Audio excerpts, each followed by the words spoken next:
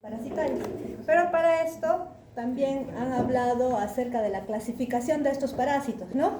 Entonces, ¿cuál es la clasificación de estos parásitos? ¿Alguien se acuerda?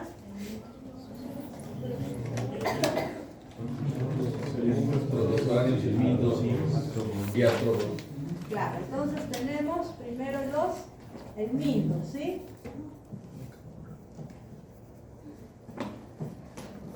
Y de estos helmintos, ¿qué hay? Se clasifican en nematodos,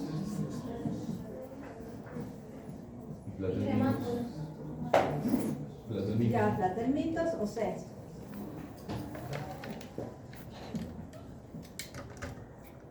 Y tremátodos. Entonces los helmintos son en su forma adulta los conocidos como los gusanos, ¿no es cierto? Y dentro de ellos, dentro de los helmintos está esta clasificación: nemátodos, céstodos y tremátodos. Los nemátodos se llaman así a los que tienen en el cuerpo, tienen forma cilíndrica, ¿ya? A los céstodos porque tienen forma aplanada, como una cinta, también llamados los platelmitos, como dicen.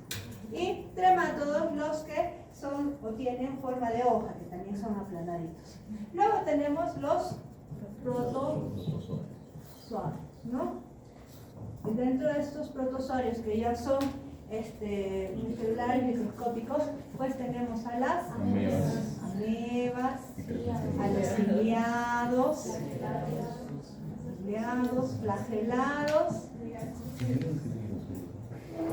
y también tenemos a las coccidias, ¿sí? Entonces esta es la clasificación de las amebas, los ciliados, los flagelados y las coccidias. Y por último tenemos otra clase, que es la clase de los artrópodos, ¿no es cierto? Y dentro de estas tenemos a las insecta, arácnida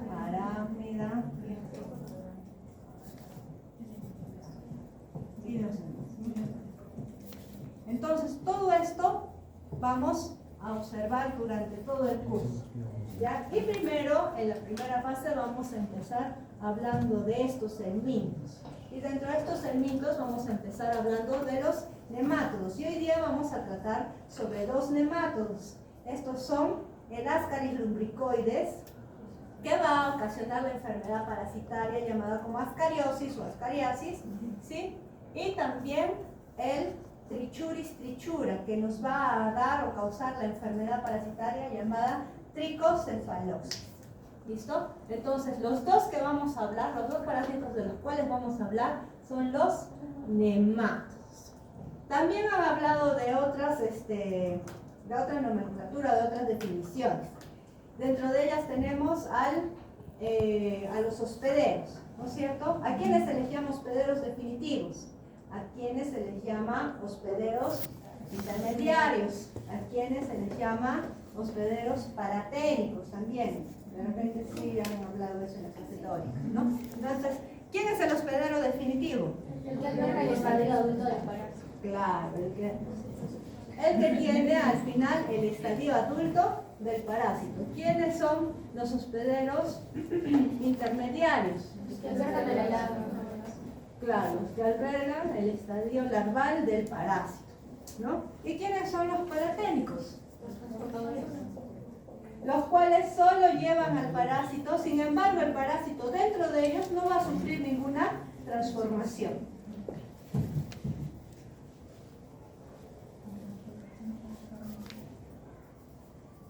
¿Qué otra definición tienen?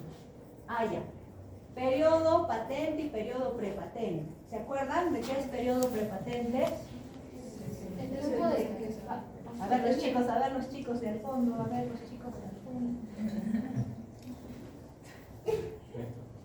ver, Vilches era, ¿no? Sí.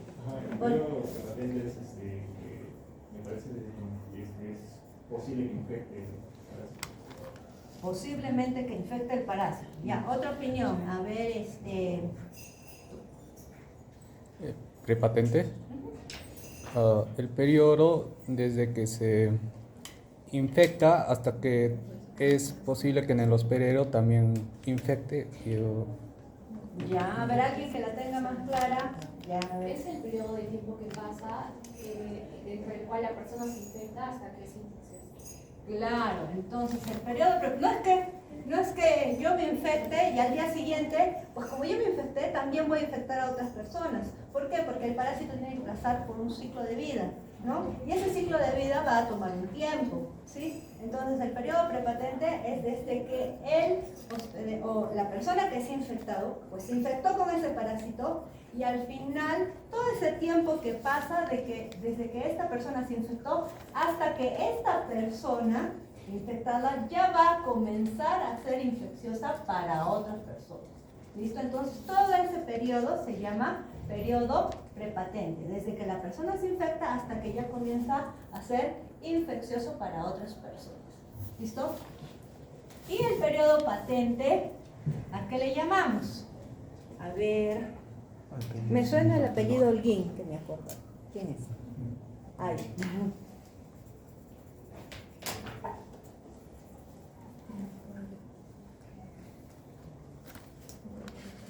Esto hay que tenerlo bien claro desde el principio para poder entender.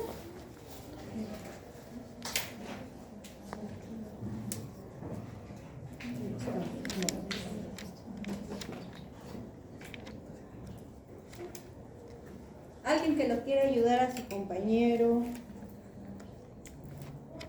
Patente, ¿no? Patente, ya. ¿Es el periodo donde se presenta sintomatología? Podría ser, pero a ver otro. Todo el tiempo de vida del parásito. Claro, es el tiempo de vida del parásito dentro del organismo, ¿no? Ese es el periodo patente. Doctora, pero ¿cómo se puede demostrar la vida del parásito dentro del organismo? La vida del parásito dentro del organismo. Sí, porque hay una definición, la que usa por ejemplo el libro de Arequipa es esa, la vida del parásito como tal, pero el letrero menciona que es el periodo en el cual el parásito es demostrable dentro del hueso. Ya, ¿y cómo el parásito puede ser demostrable Por dentro del ejemplo, hueso? es que existen algunas patologías parasitarias en las cuales el parásito al momento de, o sea, no se presentan directamente. Por ejemplo, la malaria, como tiene un periodo que está prohibiendo el hígado, entonces a menos que sea una biopsia de hígado no se puede ver. Sin embargo, la persona lo tiene. No es infeccioso, pero lo tiene. Por ejemplo, en los helmintos, ¿cómo podrías demostrar de que la persona tiene ese parásito? Si el parásito como ingresa por vía oral, la primera forma es ver un examen de sangre, pero de sangre. Un helminto, ¿ah? Sangre, Un helminto. En compromiso. ¿Cómo podrías mostrar? En un examen de heces, ¿no? El examen de heces está ahí y Pero por ya. ejemplo, en las cariosis solamente se presentaría en el estadio final adulto, pero hay un periodo de larva 2, larva 3, 4 que no se podría ver. Claro. Claro, de hecho no lo vas a ver, pero tú vas a saber que desde que esté infectado, más o menos el periodo patente que ha podido pasar es más o menos la longevidad o el tiempo de vida que tiene este parásito, ¿no? En el Ascaris lumbricoides, ¿qué tiempo de vida tiene este parásito? Entre 10 a 24 meses, más o menos. Y eso es más o menos el tiempo que el paciente ha podido estar parasitado, ¿no? Porque el parásito vive ese tiempo, tiene ese tiempo de vida. ¿Listo? ¿Alguna otra definición? No. Igual, pasamos, son las más básicas. Pasamos entonces a ver, uy, pero ¿cómo se conecta?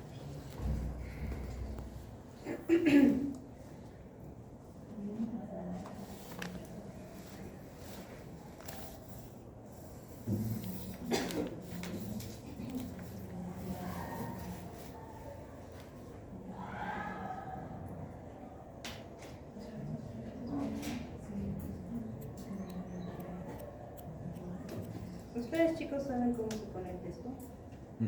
Porque no, se supone que es directo, debería de estar conectado. Lo vamos a apagar.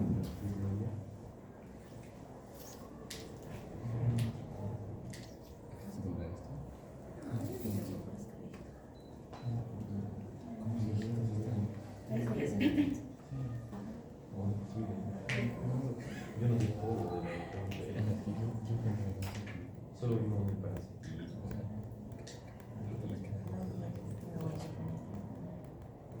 Ya, entonces, ¿quién me dice qué es la ascariosis?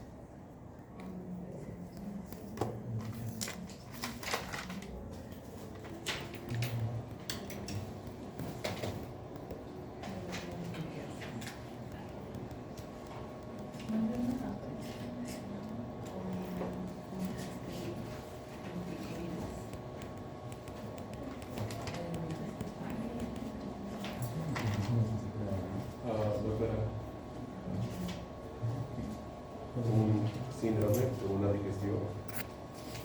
No. ¿Qué es la ascariosis?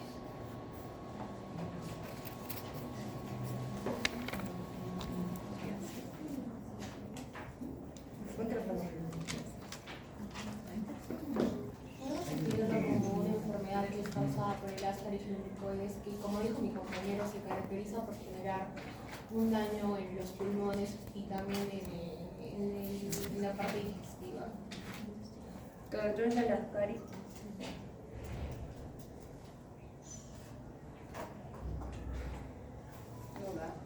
Windows 8. ¿Dónde está?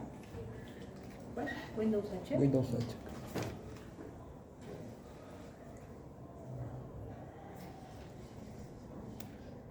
Este es Windows. Ujú.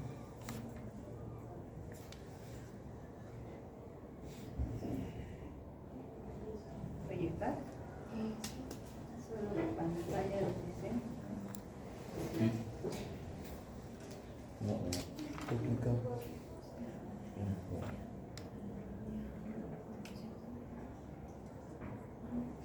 Ahí está.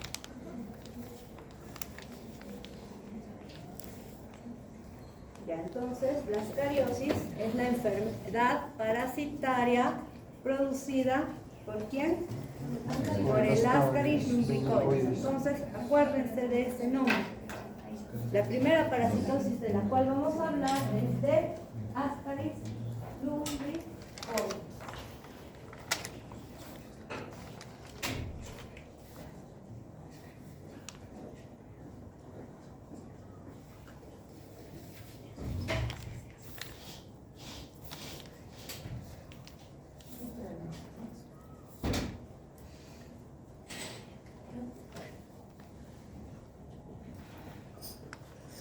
Ya, entonces, la ascariosis, entonces, es una enfermedad parasitaria producida por el Ascaris lumbricoides. El Ascaris lumbricoides dijimos que es un helminto que pertenece ¿a quién? A los nemátodos, como dice acá, ¿no? A los nemátodos. Entonces, esta parasitosis es la más frecuente y cosmopolita de todas las helmintiasis humanas, producida por el Ascaris lumbricoides. Esta es una geohelmintiasis. ¿Y por qué es una geohelmintiasis? ¿Se acuerdan? Eso también lo deben de haber hecho, ¿no? En la primera clase. ¿Qué es una geohelmintiasis? de la tierra. Ya, geo de tierra, ¿no? Algo de la tierra, ya. ¿Quién me puede explicar más o menos? Entonces, una geohelmintiasis, decimos ¿por qué? Porque este parásito, aparte de que está dentro de una persona infectándola y con ella poderse ayudar a cumplir su ciclo de vida, también va a necesitar del suelo en la tierra y una tierra o suelo adecuado y un ambiente adecuado para seguir desarrollando su ciclo de vida. Entonces, por eso también es una geohelmintiasis. Porque si estos huevos, estos parásitos, no caen en un ambiente y en un suelo adecuado, no van a poder seguir su ciclo de vida. ¿Listo? Entonces es una geohelmintiasis. Entonces el Ascaris lumbricoide, que es también llamado lombriz intestinal, es el nemátodo intestinal de mayor tamaño. ¿Cuánto puede llegar a medir el adulto? ¿Qué fases vamos a tener de este parásito? Adulto, larva y huevo. ¿Listo? Entonces, en su forma adulta, el parásito puede llegar a medir entre 25 y 30 centímetros. ¿Ya? Este parásito también tiene dimorfismo sexual, es decir, que vamos a poder diferenciar tanto hembras como machos en su fase adulta. ¿Ya? Y acá tenemos que la hembra, siempre en los parásitos, la hembra es la que va a ser de mayor tamaño y los machos van a ser más pequeños. Entonces, la hembra puede llegar a medir entre 20 a 35 centímetros de largo. ¿Listo? Y el macho entre 15 a 30 centímetros. ¿De qué color son? Son de color rosado o blanco nacarado. Y los sexos se diferencian por la forma del extremo posterior. Entonces vemos que el ascaris es un nemátodo, un helminto, un nemátodo, que ¿cuánto mide en su forma adulta? Hasta 30 centímetros más o menos, ¿no? Siempre recordamos que la hembra es más grande que el macho. ¿Por qué se diferencia? Macroscópicamente vamos a poderlos diferenciar las hembras de los machos. ¿Por qué? Porque el macho va a tener en el extremo posterior una curvatura, ¿no es cierto? Y la hembra va a ser alargada. Entonces acá tenemos al ascaris lumbricoides hembra, ¿no es cierto? Este es el ascaris lumbricoides hembra, va a tener una boca, un esófago, un intestino y también el aparato reproductor, que va a estar compuesto por los ovarios, los oviductos y también los úteros, ¿no? Que tiene 2. Y al final el ano. Y como ven acá, la hembra en a la mitad presenta la vulva. Y acá tenemos al ascaris lumbricoides macho. Igual, tienes la boca, el esófago, el intestino y el aparato reproductor, ¿no? Que los aparatos reproductores son alargados, entonces dan vueltas, ¿no? Dentro de ellos, ¿ya? Y tenemos a los testículos y a las vías deferentes, a la vesícula seminal, y aparte, acá ustedes están viendo que el extremo posterior del macho termina como que en una curvatura, ¿sí? Y al final acá termina con unas espículas y en la cloaca. Entonces, macroscópicamente vamos a poder diferenciar si es una hembra y un macho. Sí, simplemente por el extremo posterior. Ahora, lo que tenemos que tener en cuenta es de que estos ascaris, los adultos, no tienen un órgano de fijación. Van a estar dentro de nosotros, pero allí van a estar sin fijarse a alguna pared, alguna mucosa, ¿ya? Van a estar libres en el intestino delgado, en la luz del intestino delgado van a estar libres.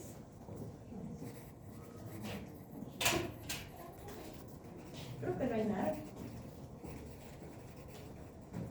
Bueno, entonces como les decía, los adultos no tienen órgano de fijación, van a estar libres en la luz del intestino delgado. ¿Dónde es que se van a albergar estos adultos? También en el intestino delgado. Esto lo van a lograr porque también tienen una gran capa muscular que les va a ayudar a comenzarse a mover, a moverse para no ser expulsados. Entonces lo que dice acá, ¿no? Lo cual logran por la capa muscular que presentan. Entonces esto va a evitar a que sean arrastrados por el peristaltismo intestinal. ¿Cuál es la vida promedio de los parásitos adultos? Como ya les decía, entre 10 meses a 24 meses.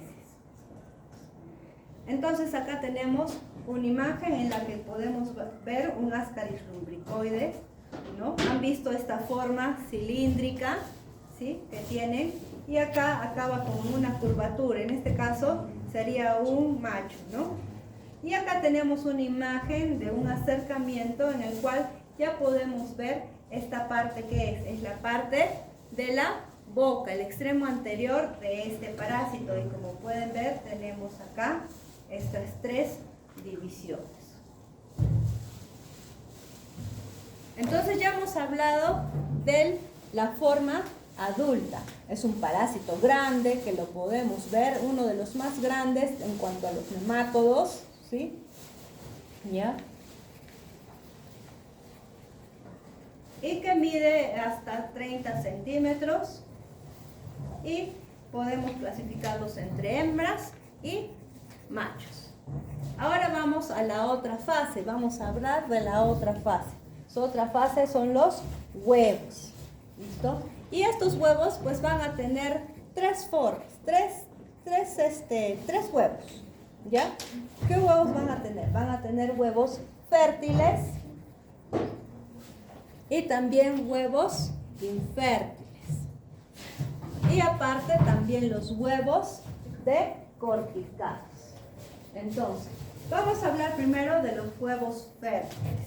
Los huevos fértiles aproximadamente miden entre 45 y 60 micras y provienen ¿de qué? De las hembras fecundadas.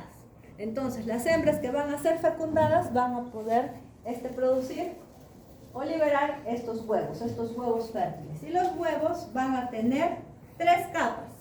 Una capa externa de contenido proteico y mamelonada. Una capa media vitelina y una capa interna. Entonces, acá tenemos el huevo fértil, ¿no? Tenemos acá el huevo fértil, tenemos acá primero, estos huevos también tienen unas masas embrionales, ¿no? Adentro.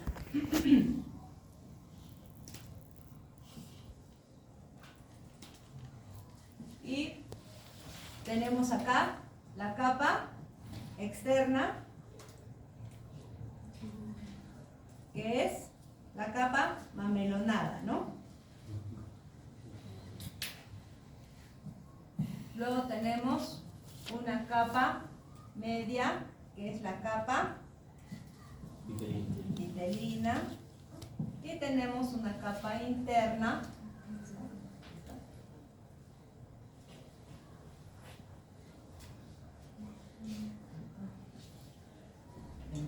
entonces el huevo va a tener 3 capas. Este es un huevo fértil. Ahora, este huevo fértil va a poder prescindir de esta capa. Va a haber huevos fértiles que no tengan la capa mamelonada. Sí, ya estos que se les llama huevos decorticados. Entonces, el huevo fértil es el que proviene de una hembra fecundada. Al final, este huevo fértil, ¿qué es lo que va a salir de este? Una larva, ¿sí? Entonces, este huevo fértil puede ser mamelonado o también puede ser decorticado. ¿Cuándo se llama un huevo decorticado? Cuando le hace falta la capa mamelonada. ¿Listo? Pero también hay huevos infértiles. Estos huevos infértiles son huevos más grandes y más alargados. ¿Ya? Huevos más grandes y más alargados. Son infértiles, no tienen masa embrionaria, ¿ya? Y de ellos, pues al final no se va a desarrollar una larva, ¿no? No va a seguir un ciclo de vida. Estos huevos infértiles entonces son más grandes, más alargados, miden 90 micras en comparación de estas 60 micras que mide el huevo fértil. Estos no son infectantes. ¿Y por qué no son infectantes? Porque no tienen pues nada dentro y no se va a desarrollar nada dentro de ellos. ¿Listo? Y por último, lo que les decía, los huevos decorticados. Se dice decorticados porque les va a faltar la capa externa, que es la capa mamelonada. Sin embargo, estos huevos decorticados pueden ser fértiles o infértiles. Entonces, sí está entendido hasta allí, ¿no es cierto? Doctora, ¿por qué le dicen mamelonada? Porque tienen la capa externa, que es la capa mamelonada. Doctora, un huevo decorticado puede ser infectado. Claro, el huevo, como dice acá, el huevo decorticado puede ser fértil o infértil. Simplemente se le dice que es un huevo decorticado porque le falta la capa externa, nada más. Pero sí puede ser fértil si es que ha sido producido por una hembra que ha sido fecundada, o infértil. Pero ¿puede llegar a infectar a la persona? ¿Cómo? ¿Puede llegar a infectar a la persona? Claro, si es fértil, el huevo decorticado, si es fértil, va a desarrollarse dentro de él, dentro de su masa embrionaria, va a desarrollarse la larva y va a seguir su ciclo de vida. El huevo infértil no va a desarrollar nada y por lo mismo no va a infectar. Entonces, ¿cuál es la función de la capa externa? Solo es una capa externa, ¿no? No es protección. Puede hacer protección, sí, pero no tiene o no interviene en nada acerca de el desarrollo o no del parásito. Es que la pregunta iba como cuando tiene que, o sea, llega al medio el huevo, como larva 1 y cualquiera de los dos, tiene que pasar un periodo de incubación de 15 días. Entonces, ese periodo pueden pasar un montón de cosas. Igual el huevo decorticado o mamelonado que sean fértiles, pues van a seguir su ciclo de vida si es que tienen las condiciones adecuadas medioambientales. Entonces, ¿la capa externa no hace que sean más resistentes los huevos al ambiente? No, nada. Solo No, no hay ningún problema. Ajá. Entonces acá tenemos los huevos de Ascaris lumbricoides, ¿no? Tenemos esta capa externa que les dije que es la capa mamelonada, ¿no? Son como unas onditas. Tenemos la capa media o vitelina y la capa interna. Y dentro hay una masa embrionaria, ¿no? Acá también tenemos un huevo, igual con la capa mamelonada, ¿no? Pero acá ya estamos observando de que se está desarrollando una larva. Acá tenemos ya imágenes ya de microscopio que estamos observando, en la cual podemos ver acá el huevo infértil. Ya es un huevo que también es mamelonado. Ven esta capa que se esboza, una capa mamelonada, pero dentro pues está lleno de nada. Ya en realidad esto no va a progresar hacia una larva. Y como les decía, los huevos infértiles son más alargados, más grandes. Y acá tenemos igual otro huevo infértil, ¿ya? Pero no tiene la capa mamelonada, es un huevo decorticado. Entonces acá lo que dice, ¿no? Huevos infértiles, y este de acá es un huevo decorticado. Acá tenemos huevos mamelonados, ambos sí, ¿no es cierto? Pero son huevos fértiles. Dentro tienen la masa embrionaria y también se va a progresar a la larva. Estos sí son infectantes.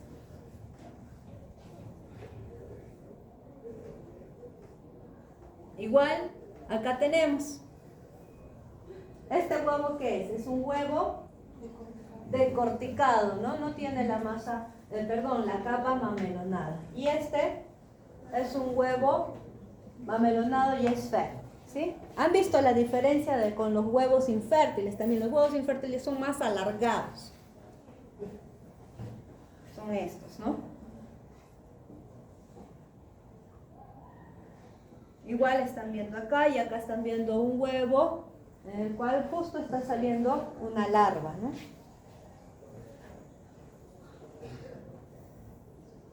Y acá, para que tengan una referencia en cuanto al tamaño, pues tenemos algunos huevos de algunos nemátodos, y el que estamos estudiando es el de Ascaris lumbricoides, que es el infértil, ¿no?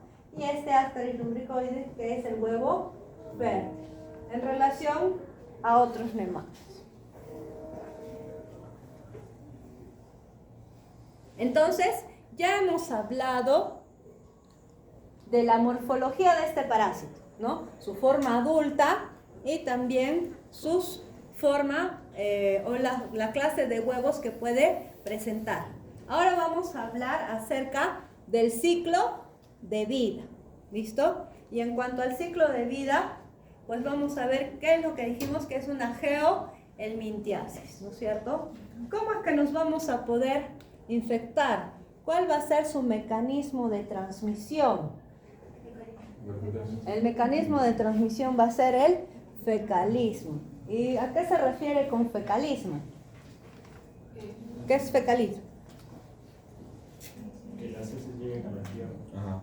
Claro, el hospedero definitivo que alberga la forma adulta, que va a poder tener tanto Ascaris lumbricoides hembras como machos. Estos luego van a fecundar, y la hembra, ¿qué es lo que va a arrojar? Va a arrojar huevos, ¿no es cierto? Estos huevos tienen que caer a un medio ambiente adecuado. Entonces los huevos van a salir ¿por dónde? Por las heces, ¿sí? Entonces, si no hay una buena disposición de excreta, si no hay un ambiente o un lugar en donde haya desagües, en donde haya condiciones adecuadas, pues las personas pueden estar haciendo sus deposiciones pues en el suelo o en cualquier sitio, ¿no? Entonces, estos huevos, por fecalismo, ¿no?, van a caer al suelo, ¿sí? Van a caer al suelo. Y si es que este suelo tiene las condiciones adecuadas para que pueda seguir desarrollando, lo va a hacer. ¿Y cuáles son esas condiciones que necesita este suelo? Tiene que ser un suelo arcilloso. Tiene que también el ambiente tener una temperatura más o menos calientita, ¿no? Entre 15 a 30 grados. ¿ya? Y también este suelo o este ambiente tiene que ser húmedo. Y lo mejor es que estos huevos caigan en sombra para que también puedan seguir. Entonces, cuando este paciente que está infectado y que tiene estos adultos, y estos adultos van a copular y van a comenzar a eliminar la hembra, los huevos, estos van a caer al suelo. Sin embargo, necesitan de estas condiciones adecuadas para poder seguir llevando a cabo su ciclo de vida. ¿Qué hemos dicho? Que de estos pueden salir huevos infértiles, huevos fértiles y también los huevos decorticados, ¿no? Que pueden ser fértiles o infértiles. Entonces, el huevo infértil pues va a quedar ahí, no va a progresar a más, no es infectante, ya hemos dicho.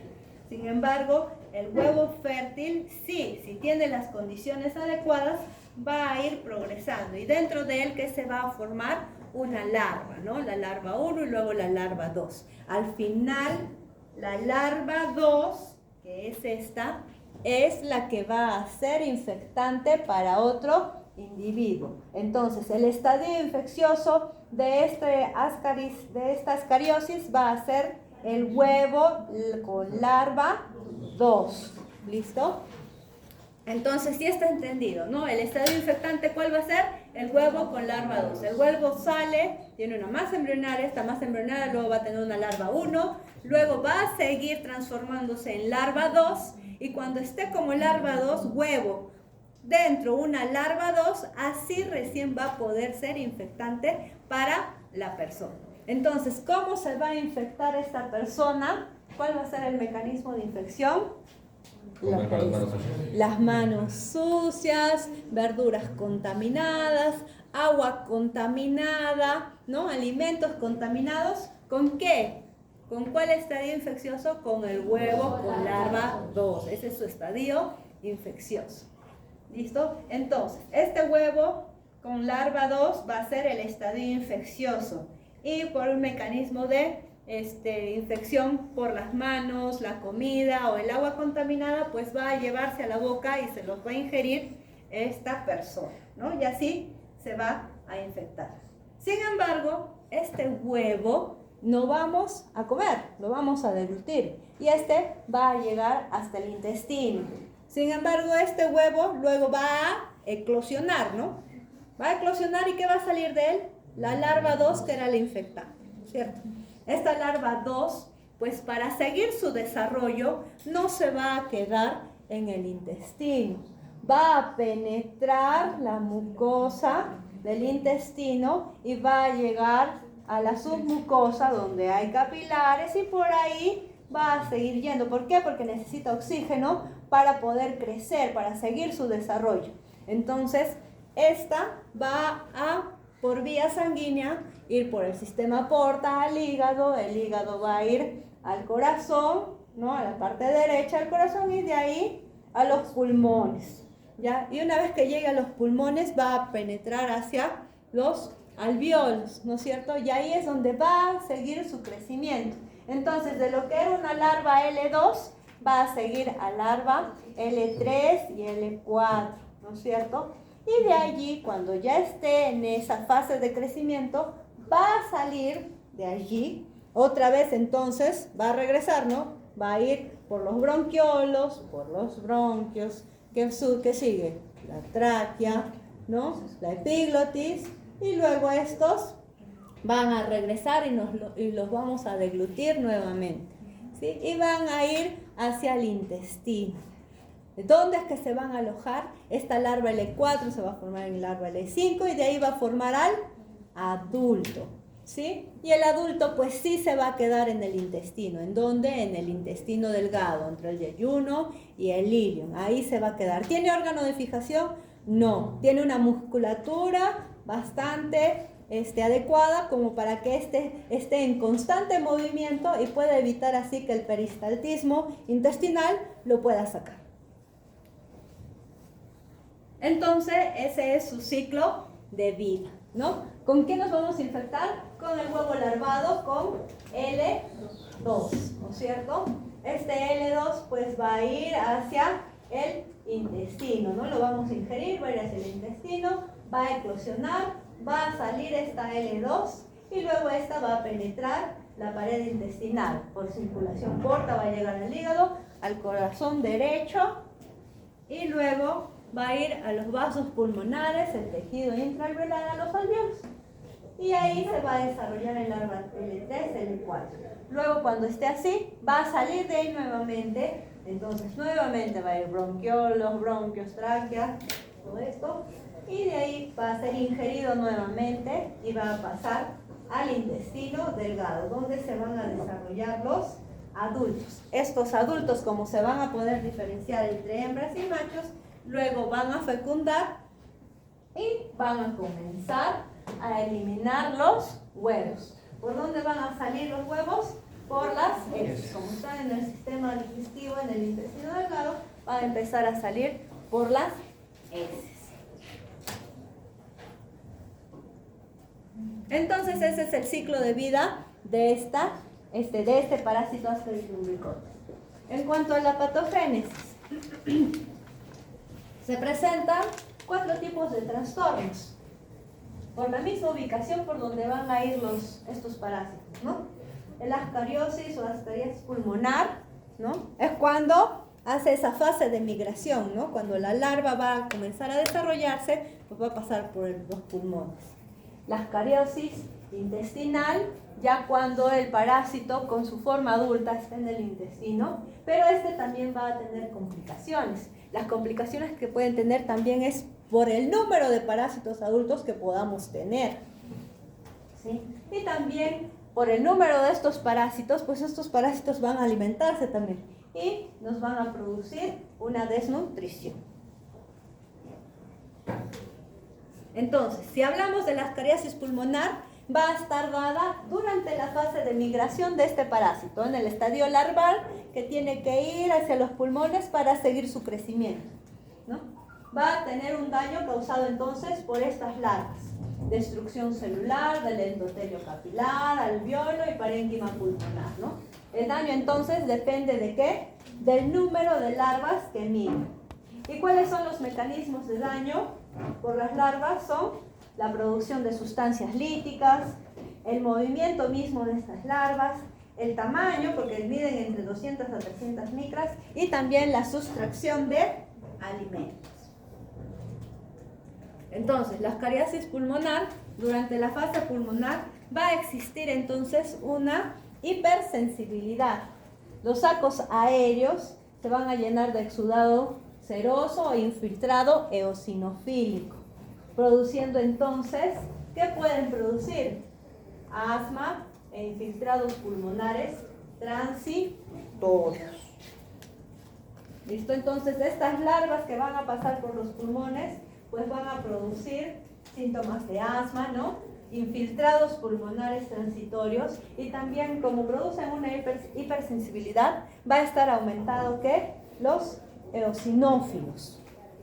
Es una parasitosis que también eleva los eosinófilos. No en gran cantidad, como en un 40 o 50%, pero sí podemos encontrarlos elevados, ¿no? En un 15%, un 10%, ¿no?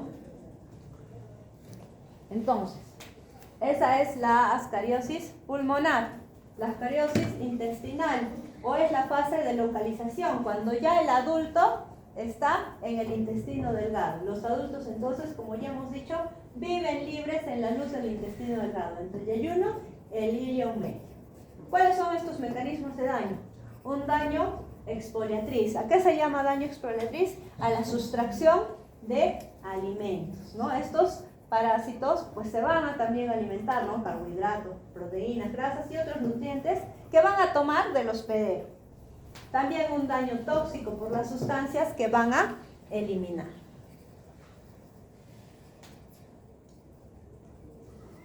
Ahora, en cuanto a las manifestaciones clínicas, pues un buen número, como dice acá, de casos de infección por Ascaris, a veces no van a presentar ninguna sintomatología, y es más, simplemente a veces vamos a diagnosticar o saber de que tienen ascariosis por el simple hecho de revisar sus muestras de heces y encontrar los huevos.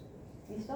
Pero esta puede ocurrir en cualquier momento, aún en infecciones leves. Es decir, que algunos no van a tener manifestaciones clínicas, de repente es muy pocos parásitos que tiene, no van a producir ninguna infección. Y en algunos casos, pues sí, también vamos a tener manifestaciones clínicas. Y es más, también no está relacionado tanto las manifestaciones clínicas al número de parásitos que tengamos, porque con poca cantidad de parásitos, pues también podemos presentar algunas manifestaciones clínicas y complicaciones. Entonces, dentro de las manifestaciones clínicas, primero tenemos los síntomas respiratorios, ¿no es cierto? ¿Y por qué síntomas respiratorios? Porque ya sabemos el ciclo de vida de este parásito y sabemos que pasan por los pulmones, por la vía aérea.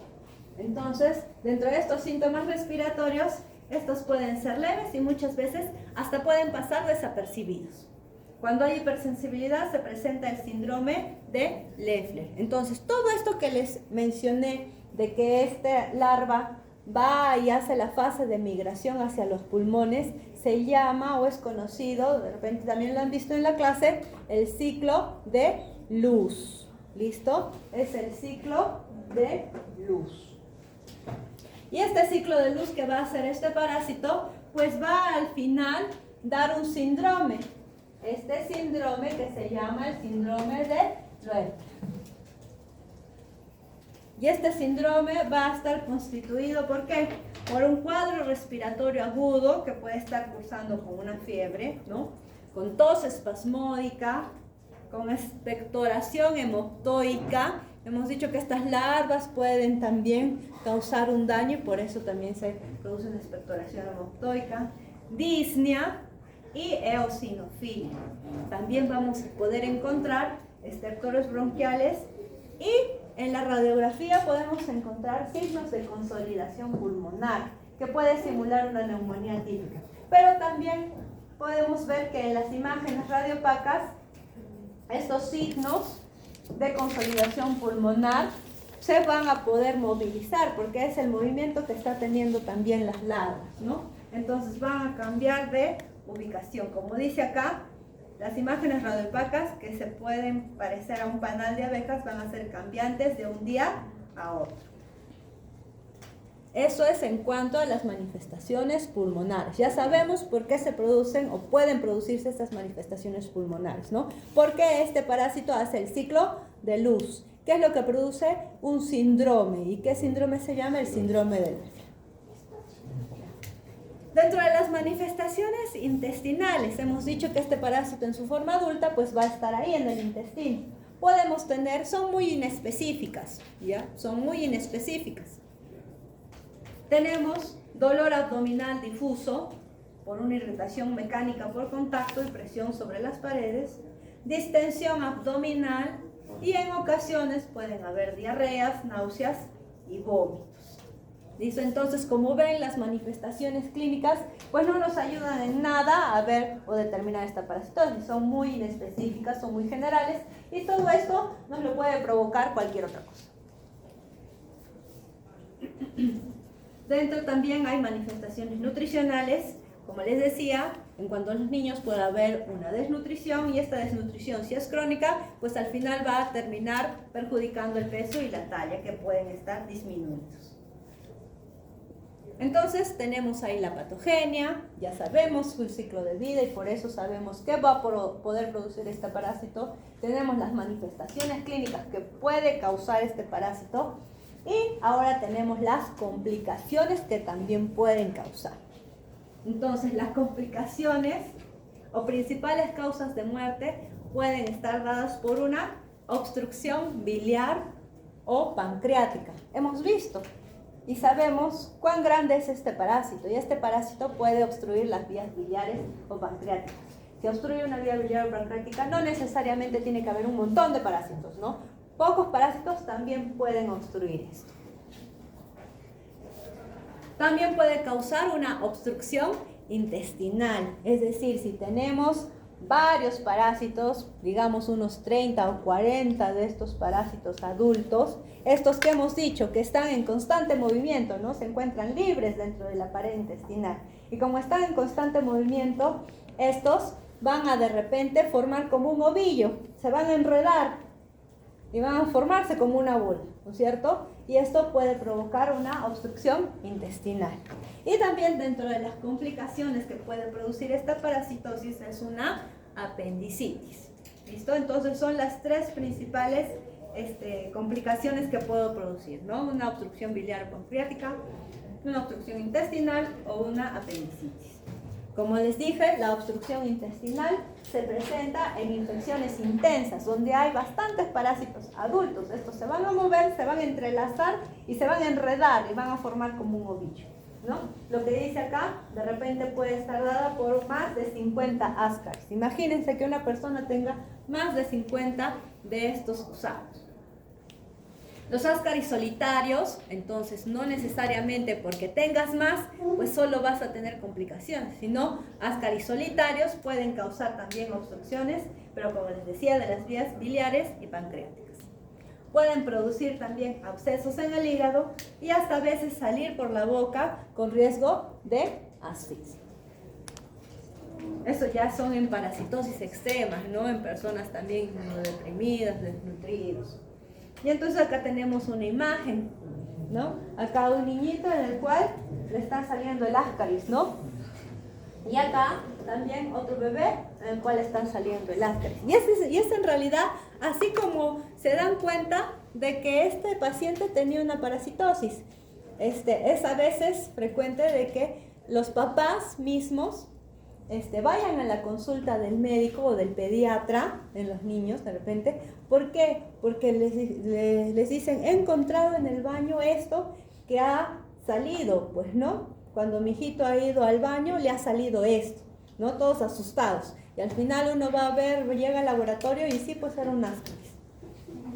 Estos ascaris pueden salir, ya les he dicho que están sueltos, ¿no? Y si ya no, si se dejan de mover, pues pueden salir. El peristaltismo intestinal los va a poder sacar. Entonces, ya hemos visto morfología, ciclo de vida, patogénesis, manifestaciones clínicas y ahora el diagnóstico. ¿Cómo es que vamos a hacer el diagnóstico? Acá dice, como no existe una sintomatología característica, no hay pues algo característico de estos, ¿no? Para que digamos, tienes un ascarisol simplemente por la sintomatología, pues no podemos, ¿no? Entonces, como no existe una sintomatología característica, el diagnóstico se da por el hallazgo de los parásitos, ya sean de estos adultos que les he dicho que pueden salir, o también por los huevos. Es muy importante, como les dije en la primera clase, el antecedente epidemiológico. En toda parasitosis es importante esto, es decir, vivir en una zona endémica. Ya hemos visto las condiciones medioambientales que tiene que tener este parásito para poder sobrevivir. ¿Ustedes creen que en las condiciones en que vivimos acá en Arequipa podrá sobrevivir este parásito? No, pues no. Tenemos buena disposición de excretas, ¿no? Es una ciudad. Entonces, no tenemos ese problema. Sin embargo, en estos sitios donde hay una mala disposición de excretas, donde no existen estos desagües, ahí pues puede ser más frecuente. Y sobre todo, las condiciones del suelo que tengan, mucho mejor. Entonces, como vemos, el antecedente epidemiológico de vivir en una zona endémica es muy importante. ¿Ya? En cuanto al parasitológico, el examen macroscópico de los elementos eliminados. Nuevamente les vuelvo a decir que las personas que están parasitadas, ya sean niños o adultos o lo que fuere, pues pueden espontáneamente poder eliminar a estos parásitos adultos, ¿no? Entonces, macroscópicamente los estudiamos y vemos que sí, pues efectivamente era un ascaris, ¿no? Podemos ver las larvas. Si se realiza un examen de esputo, ya hemos dicho cómo es que van, ¿ya? Y se puede ver, pero lo más común también de ver es en un parasitológico. Pues puede ser un parasitológico directo o un parasitológico cereo, del cual ya habíamos hablado en la primera clase, ¿no? Entonces, el parasitológico nos sirve entonces para ver los huevos. ¿Podremos ver las larvas sueltas en el parasitológico? No, pues no, porque estas larvas, ¿dónde están? En los pulmones, están migrando, ¿no? Al final en el intestino van a llegar a adultos y el adulto va a eliminar los huevos. ¿Listo? ¿Cuáles son los métodos que podemos usar? Pues el parasitológico seriado, el directo, pero también podemos usar métodos de concentración. ¿Se acuerdan que les dije que habían métodos de concentración? Unos métodos de concentración de Telemann por sedimentación o el de Faust por flotación, ¿no? ¿Es necesario hacer métodos de concentración vital? No, pues en un parasitológico simplemente podemos hacer, ¿no? Si tenemos la sospecha pero no vemos y queremos hacer un concentrado, pues lo hacemos y pues. En cuanto a la epidemiología, ¿cuál va a ser el mecanismo de transmisión? Por fecalismo, ¿no es cierto? Como dice acá, en zonas de costa menos del 10% de infección, ¿no? Pero en la sierra, en valles cálidos, y también en la selva, sobre todo, porque la selva tiene todo, tiene humedad, tiene suelo arcilloso, ¿no? Tiene la temperatura adecuada, y también en la selva, pues en algunos sitios no hay una buena disposición de excretas, entonces tiene todas las condiciones para que este parásito pueda seguir desarrollándose e infectando. Entonces, ¿dónde es que se da más? En las zonas de selva, ¿no? Un 60%. ¿Cuáles van a ser las causas? Como les decía, la mala disposición de excretas. ¿Por qué? El mecanismo de transmisión es por fecalismo. Mala disposición de excretas y malos hábitos de higiene.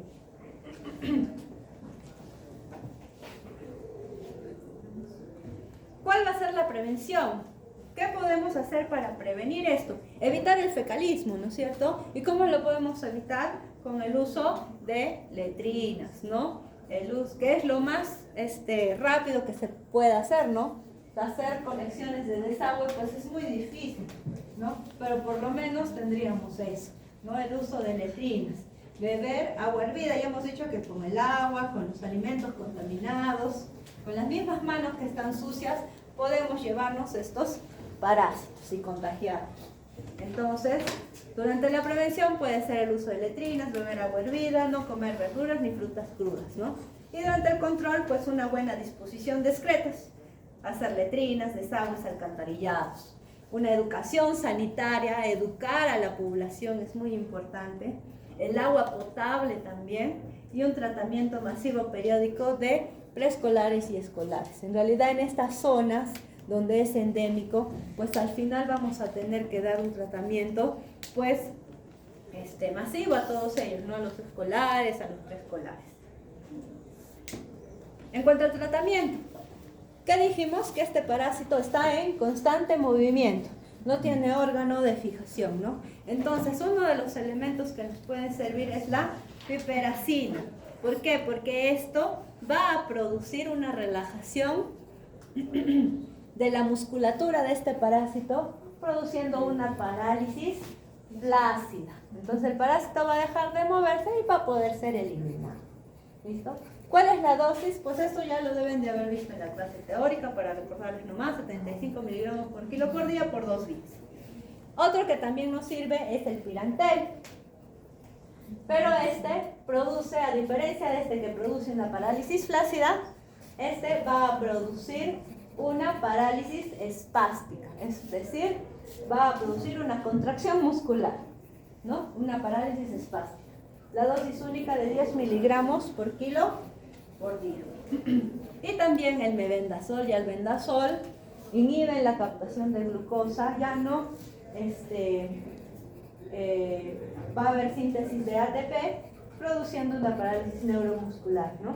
La dosis de mebendazol, 200 miligramos 2 veces al día por 3 días. Y la dosis del albendazol es 400 miligramos 2 veces al día por 1 día. Entonces acá tenemos imágenes que luego las vamos a ver en vivo, ¿no? Son estos parásitos, el ascaris, el tricomenes. ¿Qué sería? ¿Hembra o macho? Está acá, hembra, ¿no? Y como ven, miren, mucho más grande que el macho. Y este es el macho porque fácilmente podemos ver que en el extremo posterior pues tiene una curvatura. Y en comparación con la hembra pues es de mucho menor tamaño. ¿Qué tenemos acá? Es la boca del parásito, ¿no? Es un corte transversal, Ya un corte transversal en el cual podemos ver que acá también tiene estas tres superficies, ¿no? Acá también tenemos un corte transversal del parásito, y como vemos acá, este parásito externamente tiene una cutícula, ¿sí? Que es esta la que ven acá. Tiene una cutícula y luego lo que ven acá tiene una masa muscular, ¿sí? Con lo que le permite el movimiento. Y acá estos pues son los oviductos, los ovarios, que como les he dicho en el aparato reproductor generalmente está como que envuelto, ¿no? Entonces por eso ven varios. No es que tenga varios, es que como es largo y está enrollado, pues al corte transversal pues puede haber varios, pero no es que tenga varios. ¿Ya? Entonces estos son los oviductos, los ovarios, y acá el útero, ¿no? Que el útero tiene dos, y acá tiene el esófago, ¿no? El aparato digestivo. Listo. Acá tenemos un corte histológico del parénquima hepático, en donde vamos a ver la migración de las larvas. No se ve muy bien, pero es lo que vemos. Pero también nosotros vemos que hay un infiltrado eosinofílico, ¿no? Por una hipersensibilidad va a haber un aumento de los eosinófilos. ¿Ya? Acá también podemos ver, y este corte histológico del parénquima pulmonar, acá estamos viendo con las flechitas negras, estamos viendo las larvas, ¿no? Acá vemos un corte prácticamente transversal y acá un corte longitudinal, ¿no? De las larvas. Y acá tenemos un huevo de Ascaris lumbricoides, ¿no? Es un huevo fértil y es un huevo mamelonado.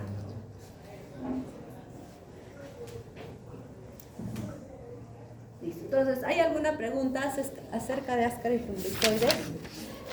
Todo claro, ¿no es cierto? Bastante claro. ¿Listo? Estadio infeccioso, ¿cuál es? Huevo con L2. ¿Sí? Con larva L2. Mecanismo de transmisión, el fecalismo, ¿no es cierto? La forma adulta, ¿en dónde vive? En el intestino delgado. Vamos a diferenciar entre macho y hembra. De ahí van a salir los huevos. Estos huevos inmediatamente al momento de salir van a ser infectantes. No, tienen que pasar por un desarrollo en el medio ambiente, ¿no es cierto? Un medio ambiente adecuado.